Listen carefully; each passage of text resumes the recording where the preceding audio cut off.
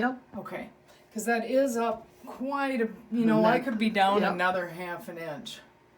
And that one bulb is still yellow. Jesus, I keep changing them, then changing them. So let me take this off, and that's the glue strips. If it gets pulled off. You want this off? Nope, keep recording because I'll cut it. You can peel the glue strips off and stick it back on to your brackets. That's why you don't want to put it on too hard till you know. So I'm going to go down about ½ an inch. And they kind of resize, although one I cut off because it had a lump. Okay. So if it's flat, it's good to go again.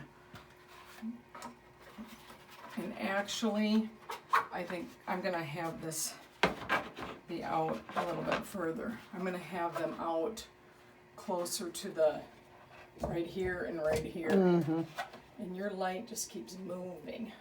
So what I want to do is make sure I'm above that cabinet door, but not too far up, and that they're even.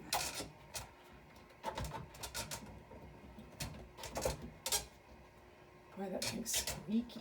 Weird. Yeah, it is. Oh, that's old. There.